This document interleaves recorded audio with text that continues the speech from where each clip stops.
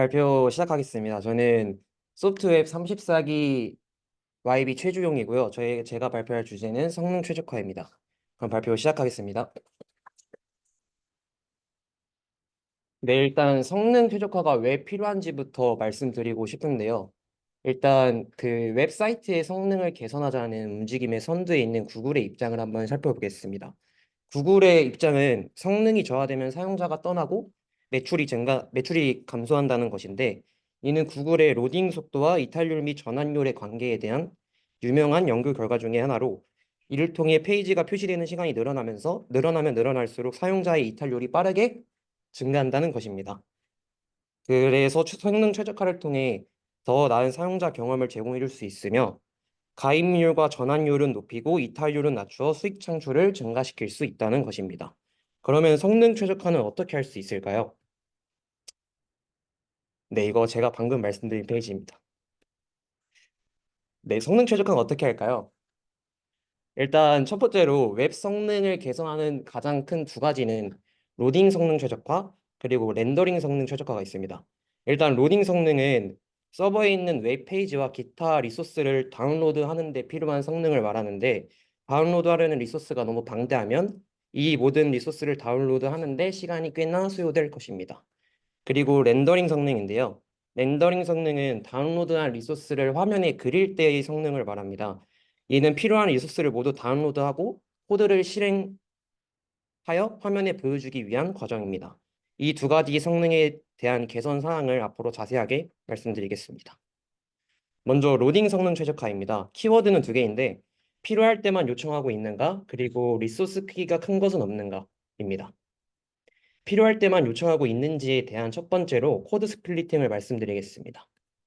일단 이걸 이해하기 전에 번들과 청크에 대해서 알고 가야 되는데요. 먼저 번들 파일은, 자바스크립트는 처음에 이 세상에 나올 때 모듈이 없이 탄생했는데요. 따라서 이 모듈 시스템이 없기 때문에 추후에 커먼JS나 이 ES6는 잘못된 거고 AMD나 커먼JS와 같은 모듈 시스템이 도입되었습니다. 그런데 이렇게 파일을 모듈별로 잘게 나누었다고 해도 이 모든 파일을 동시에 호출하여 로드하게 되면은 성능상으로 큰 문제가 발생할 수 있는데요. 따라서 이 모든 파일들을 합쳐서 호출하려는 시도를 하였고, 이 하나로 합친 파일을 번들이라고 합니다. 그다음 청크입니다. 이 청크는 가끔씩은 번들과 유사한 개념으로 혼용되기도 하는데, 번들 파일의 일부분을 말하고, 주요한 특징으로는 동적으로 그 파일이 필요한 시점에 동적으로 로드된다는 특징이 있습니다. 네, 이건 코드 스플리팅을 적용해 본 코드인데요. 이 서스펜스와 레이지 임포트에는 많은 분들께서 언급해 주셨으니까 자세한 설명은 넘어가겠고, 중요한 것은 이 빌드 시에 번들 파일이 나눠진다는 점인데요. 네. 빌드 시에 번들 파일이 분리되어 생성된다는 점이 그 눈여겨볼 점입니다. 저는 먼저 코드 스플리팅을 적용하기 전에 이 비트 번들 비주얼라이저라는 라이브러리를 통해서 번들 파일의 구조를 분석해 보았는데요. 이 인덱스 이하 파일을 밑으로 모든 코드가 하나로 합쳐진 모습을 확인할 수 있습니다. 그 개발자 도구 퍼포먼스 패널에서도 볼 수 있다시피 페이지에 진입 시 단 하나의 청크 파일이 로드되는 모습을 확인할 수 있습니다. 그다음 이건 코드 스플리팅을 적용 후의 번들 파일 구조인데요. 그 왼쪽과 중앙, 오른쪽 이렇게 나눠서 생성된 것처럼 레이지로 임포트한 컴포넌트들이 번들 파일로서 분리되는 모습을 확인할 수 있습니다. 그리고 퍼포먼스 패널에서도 필요한 청크 파일들이 여러 개 동시에 로드되는 모습을 확인할 수 있습니다. 실제로 제가 진행했던 합동 세미나에서 이 코드 스플리팅 단 하나만을 적용해 봤는데요. 그 라이트하우스 성능 지표가 무려 9나 상승한 것을 확인할 수 있습니다. 필요할 때만 요청하고 있는지에 대한 두 번째 키워드로 인터섹션 옵저버를 말씀드리겠습니다. 사실 용량이 큰 리소스는 대표적으로 이미지나 동영상 등이 있는데, 이게 만약 페이지 진입 시 보여지지 않는다면 처음부터 로드할 필요가 있는지에 대한 의문을 가지실 수 있으십니다. 이 인터섹션 옵저버는 브라우저 자체에서 제공해주는 API로 페이지의 특정 요소를 관찰하고, 이 요소가 내가 지정한 뷰포트에 들어왔을 시 내가 생성한 이 콜백 함수를 실행하는 구조입니다. 네, 다음은 리소스 크기가 큰 것은 없는가? 이미지 포맷 최적화입니다. 먼저 이미지 포맷 최적화를 말씀드리기 전에 이 웹P라는 이미지 포맷에 대해서 말씀드리고 싶은데요. 이거는 구글이 개발한 이미지 포맷으로 PNG와 JPG에 비해 이 압축률과 그리고 크기의 효율적인 모습을 보이고 있습니다. 따라서 SVG가 아닌 비트맵 이미지 포맷으로서 대표적으로 PNG와 JPG 그리고 웹P가 있는데 이 사이즈와 화질 면에서 굉장히 좋은 효율성을 가지고 있는 모습을 볼 수 있으나 호환성에서 그 최신 브라우저가 아닌 다른 브라우저에서는 호환성 문제가 발생할 수도 있습니다. 따라서 웹P를 지원하지 않는 그 브라우저에 대응하기 위해서 픽처과 소스 태그를 적절히 활용할 수 있는데요. 다음 코드를 보시면 웹P를 지원하는 브라우저라면 벌브 이미지를 그리고 웹P를 지원하지 않는 옛날 브라우저라면 벌브 JPG 이미지를 로드하는 것을 확인할 수 있습니다. 실제 포맷 최적화 결과입니다. 로딩 속도는 약 2배, 그리고 이미지 크기는 약 5배 성능을 개선했고요. 네, 리소스 크기가 큰 것은 없는가의 두 번째로 폰트 최적화를 말씀드리겠습니다. 네, 영상을 보시면 제 합동 세미나 뷰인데요. NA에는 저거 네, 오류고요. 지금 보시면 폰트가 갑자기 들어오는 모습을 뒤늦게 로드되어서 적용되는 모습을 확인할 수 있으시죠? 이거는 일단 사용자 입장에서 페이지가 느리다는 느낌을 주고 그리고 뒤늦게 렌더링 되면서 레이아웃 시프트라고 다른 레이아웃 요소를 밀어낼 수도 있습니다. 이러한 현상을 포트 또는 포이트라고 하는데 이 포트는 폰트 다운로드 여부와 상관없이 먼저 기본 텍스트를 보여준 다음에 폰트가 모두 로드되면 그때 내가 적용한 폰트를 적용하는 방식입니다.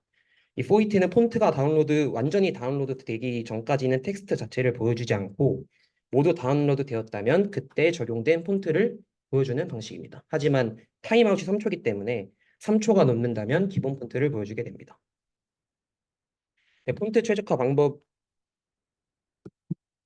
방법은 이렇게 세 개를 말씀드리고 싶은데 먼저 적용 시점 제어입니다. 이거는 말씀드리고 싶은 분이 많지만 시간상 한번 읽어보시면 될 것 같고요.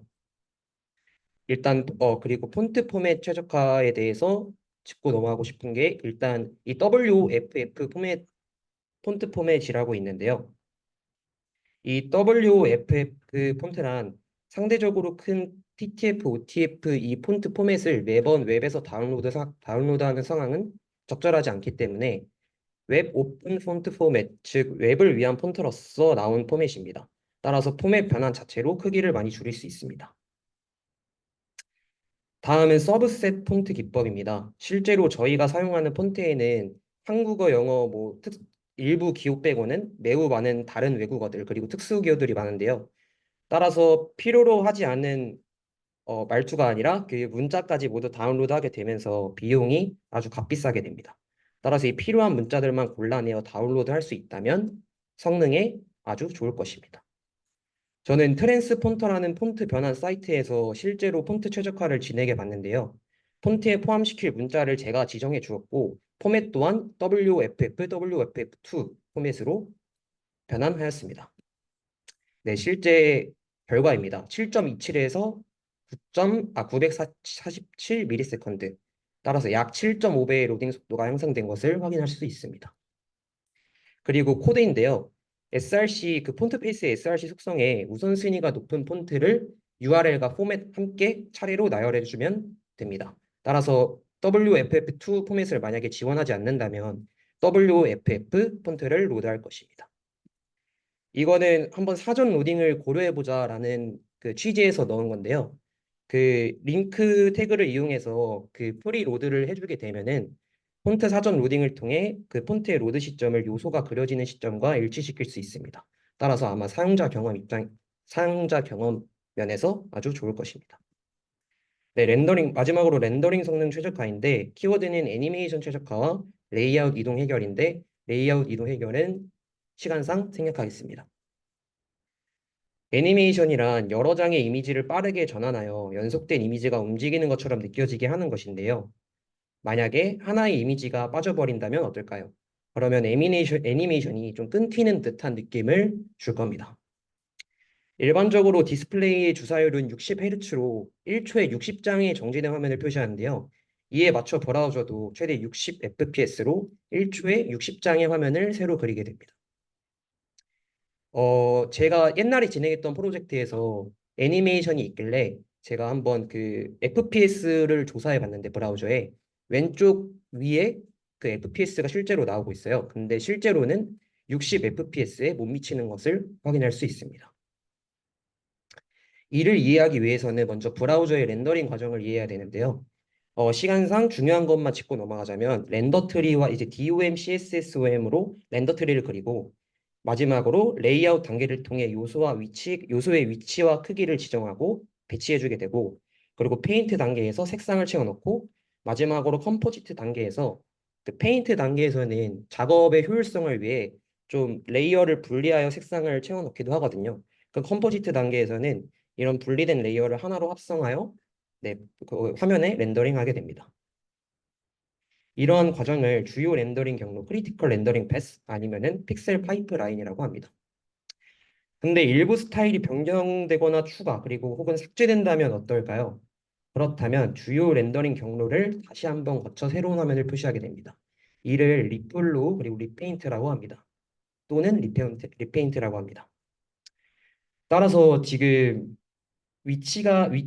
이렇게 위치나 크기가 변했다면 CSS 옴을 수정 후 레이아웃 단계를 한 번 더 거칠 것이며 색상을 채워넣기 위해 페인트 과정을 거치고 이렇게 색상이 수정되었다면 CSS 옴을 다시 수정하고 레이아웃 단계에서는 할 게 없으니까 건너뛰고 페인트 단계를 다시 진행할 것입니다. 따라서 키워드는 하드웨어 가속, GPU 가속인데 하드웨어 가속은 본래 CPU에서 처리하였던 애니메이션 작업을 GPU에 위임하여 더 효율적으로 처리하는 방법입니다. 이를 사용하기 위해서는 요소를 별도의 레이어로 분리하여 GPU에 위임하여야 합니다. 이 레이어를 분리하는 방법은 이 두 가지 속성을 활용하는 것인데요.